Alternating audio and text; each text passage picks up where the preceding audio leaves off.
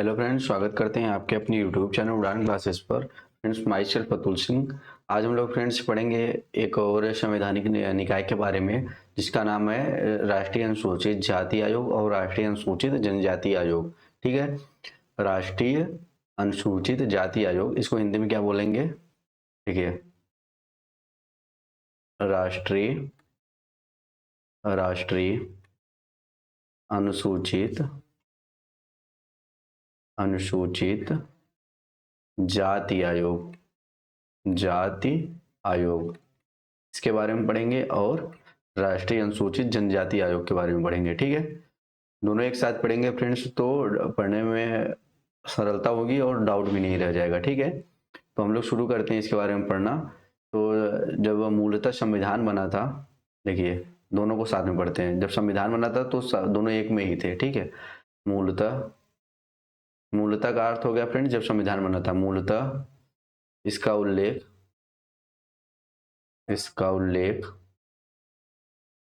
कहाँ पर किया गया था? सॉरी, मूलतः इसका उल्लेख आर्टिकल 338 में किया गया था। उसमें क्या कहा गया था फ्रेंड्स कि अनुसूचित जाति एवं जनजाति के लिए एक विशेष अधिकारी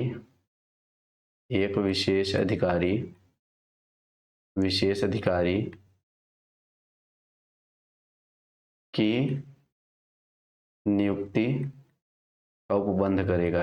यह आर्टिकल 338 में लिखा गया था। ठीक है, जब संविधान बना था क्या लिखा गया था? विशेष अधिकारी की नियुक्ति करेगा। ठीक, जो क्या करेगा फ्रेंड्स, जो इनका कार्य क्या होगा, इनका कार्य हम लोग देखेंगे। जो अधिकारी नियुक्त होंगे उनका कार्य होगा कि अधिकारी का कार्य होगा कि अधिकारी का कार्य होगा कि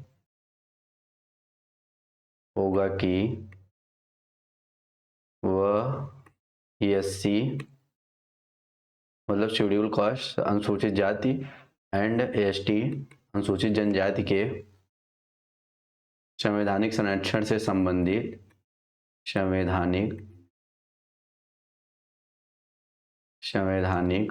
संरक्षण से संबंधित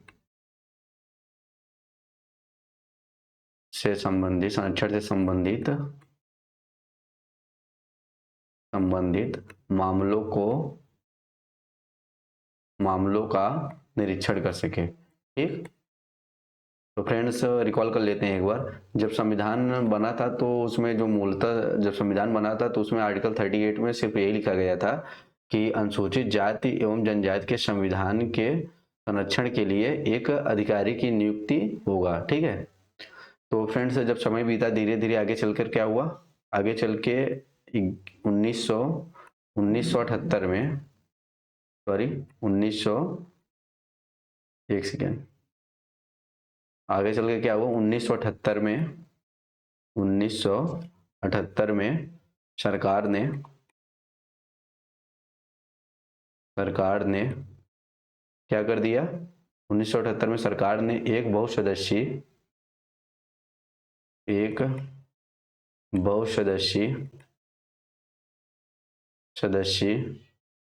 गैर सांविधिक का मतलब फ्रेंड्स ये होता है कि संविधान में जिसका उल्लेख नहीं हो, गैर सांविधिक आयोग का गठन किया। ठीक है, आयोग का क्या हुआ? गठन हुआ। ठीक, इसको विकास को हम लोग देख रहे हैं। ठीक है, सीक्वेंस वाइज। सबसे पहले क्या हुआ, आर्टिकल 338 में लिखा गया था सिर्फ इतना कि एक अधिकारी की नियुक्ति होगी। तो 1978 में क्या कर दिया गया, एक गैर संवैधानिक मतलब जिसका जिक्र संविधान में नहीं किया गया हो, एक आयोग का गठन किया गया। फिर समय बीता धीरे धीरे क्या हुआ, एक संविधान संशोधन हुआ। कौन सा संविधान संशोधन? 65वां संविधान संशोधन। क्या हुआ? 65th कॉन्स्टिट्यूशन अमेंडमेंट, संवैधानिक संशोधन 1990। इसमें क्या हुआ, इसमें फ्रेंड्स ये हुआ बहुसदस्यीय बहुसदस्यीय सदस्यीय बहुसदस्यीय अनुसूचित जाति अनुसूचित जाति एवं जनजाति आयोग का गठन किया गया। जनजाति आयोग का गठन किया गया। ठीक, गठन किया गया। ठीक, अब फ्रेंड्स आगे चल के शुरू इसमें क्या था कि इसमें SC commission and ST commission, मतलब शेड्यूल कास्ट कमीशन और शेड्यूल ट्राइब्स कमीशन दोनों एक में ही थे। तो आगे चल के एक और संविधान संशोधन हुआ। कौन सा संविधान संशोधन था? 89वां संविधान संशोधन, 89 कॉन्स्टिट्यूशन अमेंडमेंट 2003। 89 constitution amendment 2003। इसमें क्या हुआ फ्रेंड्स? इसमें यह हुआ कि इसमें देखिए अनुसूचित जाति आयोग, अनुसूचित जाति आयोग, जाति आयोग एवं अनुसूचित जनजाति आयोग एवं अनुसूचित जनजाति आयोग को अलग कर दिया गया। जनजाति आयोग को क्या कर दिया गया? आयोग को अलग कर दिया गया। इससे पहले क्या था? दोनों एक ही आर्टिकल के तहत 338 के तहत ही हो रहते थे। ठीक है, अब दोनों का आर्टिकल क्या हुआ? अलग हो गया। ठीक है, अनुसूचित जनजाति आयोग को अलग कर दिया गया, अलग कर दिया गया। तो अनुसूचित जाति आयोग कहाँ पे है इस आर्टिकल में? अनुसूचित जाति आयोग, जाति आयोग इस आर्टिकल में है। तो आर्टिकल 338 में ही है। इसमें है आर्टिकल 338 में। और अनुसूचित जनजाति आयोग कहाँ पर है? अनुसूचित जनजाति आयोग कहाँ पर है? जनजाति आयोग कहाँ पर है? तो देखेंगे article 338 clause A, article 338 clause A. पहले क्या था? दोनों 338 आर्टिकल में ही थे। ये जनजाति आयोग और जाति आयोग दोनों 338 में ही थे, परंतु 89 कॉन्स्टिट्यूशन अमेंडमेंट 2003 के बाद क्या हो गया? यहाँ पर दोनों अलग अलग हो गए। ठीक, आगे अब हम लोग देख लेते हैं। आगे हम लोग क्या देखेंगे? इनके कार्य को देख लेते हैं थोड़ा सा। ठीक, कार्य को, दोनों का कार्य सेम ही होगा, मतलब एक अनुसूचित जाति के लिए कार्य करेंगे, एक अनुसूचित जनजाति के लिए कार्य करेंगे। ठीक, कार्य को देख लेते हैं। कार्य, ठीक, कार्य में फ्रेंड्स हम लोग देखेंगे तो कार्य में क्या लिखा गया है? कार्य में लिखा गया है कि संवैधानिक संरक्षण schedule caste and schedule tribe के संवैधानिक संरक्षण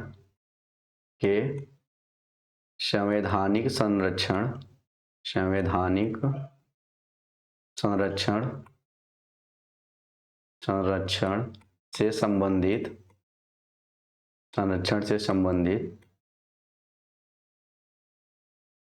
सभी मामलों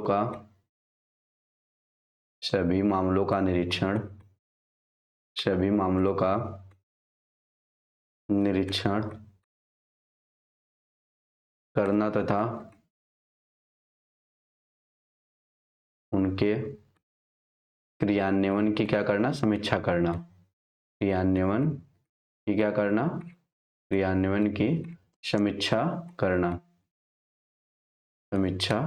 जैसे कोई नीति लाई जा रही है, जो अनुसूचित जाति अनुसूचित जनजाति के लिए कोई नीति लाई जा रही है, तो कितना सही है, कितना उनको लाभ पहुंचाएगा, इनका निरीक्षण करना इन आयोगों का काम होता है। ठीक है, इन आयोगों का कार्य होता है। अब फ्रेंड्स हम लोग देख लेते हैं कि ये आयोग अपना प्रतिवेदन किसे देते हैं, मतलब जो रिपोर्ट होता है किसे देते हैं। ठीक, आयोग अपना प्रतिवेदन किसे देते हैं? आयोग अपना प्रतिवेदन किसे देते हैं? प्रतिवेदन मतलब वार्षिक रिपोर्ट। ठीक,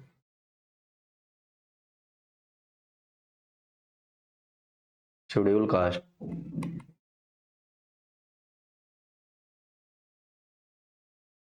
और शेड्यूल ट्राइब।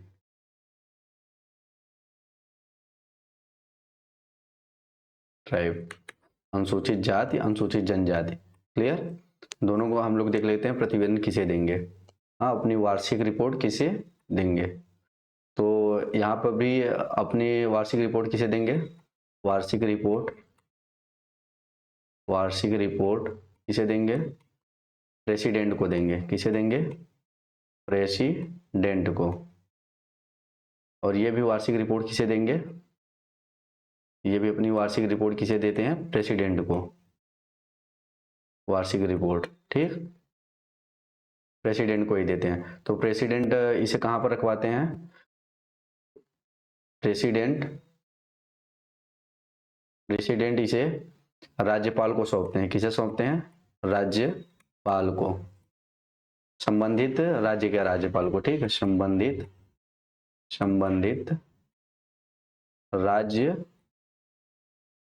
राज्य के राज्यपाल को रखते हैं। और राज्यपाल कहाँ पर इसे रखते हैं। राज्यपाल इसे विधानमंडल में प्रस्तुत करते हैं। कहाँ।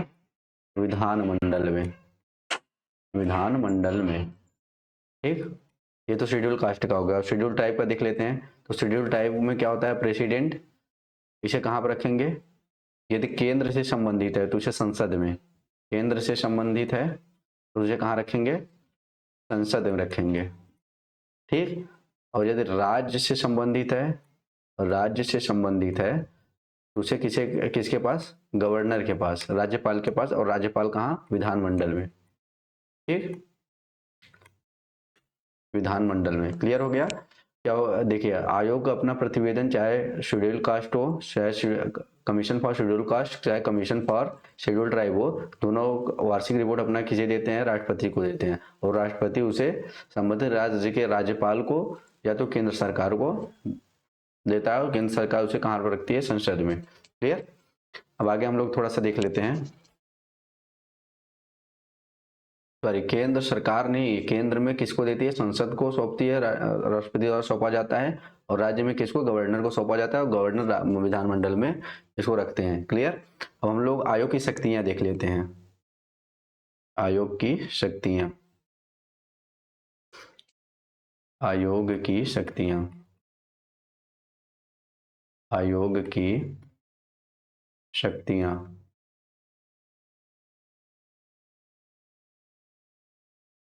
क्लियर। आयोग की शक्तियों में फ्रेंड्स हम लोग देखेंगे तो इसमें सबसे महत्वपूर्ण जो है, इसमें जब आयोग एक सेकेंड, जब आयोग किसी कार्य की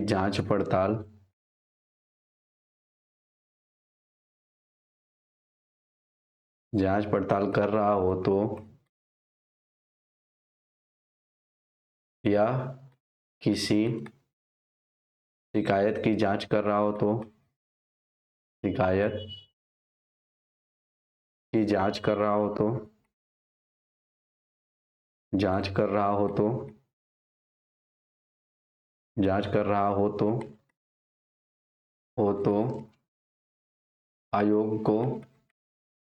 आयोग को दीवानी न्यायालय की शक्तियां प्राप्त होती हैं।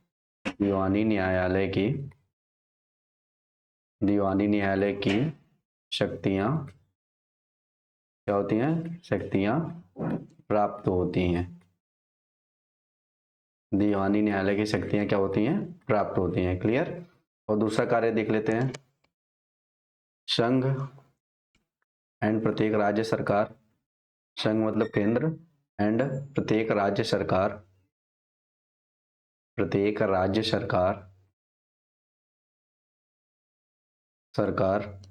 अनुसूचित जाति एंड जनजाति को प्रभावित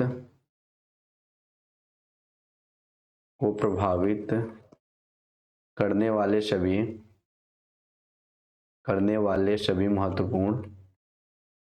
सभी महत्वपूर्ण नीतिगत विषयों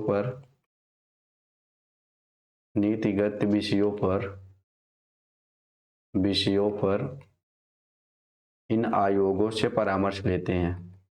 इन आयोगों से क्या लेते हैं? परामर्श लेते हैं। क्लियर?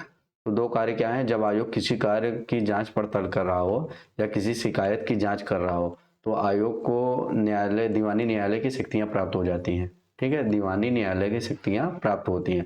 उस व्यक्ति को शपथ दिलाकर पूछ सकते हैं कि क्या सही है क्या गलत। ठीक है, और केंद्र एंड प्रत्येक राज्य सरकार जब कोई भी इन जातियों, अनुसूचित जाति, अनुसूचित जनजाति से संबंधित कोई भी नीति बना रही है तो ऐसे में क्या होगा? इन आयोगों से परामर्श लेना जरूरी होता है। ठीक है, अब आगे हम लोग तो ये हम लोग पढ़ चुके हैं अनुसूचित जनजाति आयोग, अनुसूचित जाति आयोग को हम लोग पढ़ चुके हैं।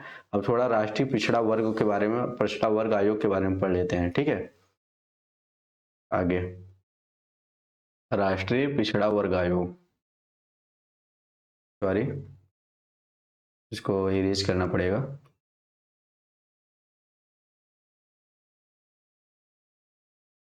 राष्ट्रीय पिछड़ा वर्ग आयोग, राष्ट्रीय पिछड़ा वर्ग आयोग, राष्ट्रीय पिछड़ा वर्ग आयोग, शॉर्ट में क्या बोलते हैं? NCBCS। ठीक है, ठीक। इसका गठन कब हुआ था फ्रेंड्स? इसका गठन जो है 1993 में हुआ था। गठन कब हुआ था? 1993। तब इसे संवैधानिक दर्जा नहीं प्राप्त था। संवैधानिक दर्जा नहीं प्राप्त था। ठीक, तो संवैधानिक दर्जा कब प्राप्त हुआ? 102वें कॉन्स्टिट्यूशन अमेंडमेंट, संवैधानिक संशोधन 2018 के द्वारा इसे क्या हुआ? संवैधानिक दर्जा दिया गया। संवैधानिक दर्जा दिया गया और एक नया आर्टिकल जोड़ा गया। कौन सा आर्टिकल? एक नया आर्टिकल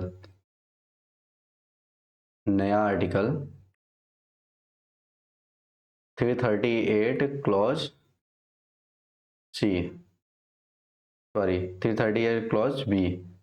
ठीक है, 338 क्लॉज ए में क्या है? अनुसूचित जनजाति आयोग, और बी में क्या है? राष्ट्रीय पिछड़ा वर्ग आयोग। क्लियर? और यहाँ पे हम लोग देख लेते हैं इनकी संरचना क्या है। संरचना के बारे में देख लेते हैं। संरचना एक अध्यक्ष, एक उपाध्यक्ष और 3 सदस्य। ठीक,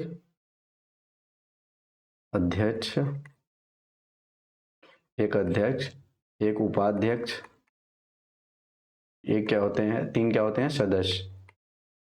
और इनकी नियुक्ति कौन करता है? नियुक्ति राष्ट्रपति द्वारा। इसके द्वारा फ्रेंड्स? राष्ट्रपति द्वारा। ठीक, और वार्षिक प्रतिवेदन आगे देख लेते हैं। वार्षिक प्रतिवेदन, वार्षिक रिपोर्ट किसे देते हैं? या आयोग वार्षिक रिपोर्ट किसे देता है? तो आयोग भी वार्षिक रिपोर्ट किसे देता है? प्रेसिडेंट को ही। और प्रेसिडेंट इसे कहाँ पर रखवाते हैं? संसद में। ठीक, संसद में। और यदि राज्य से संबंधित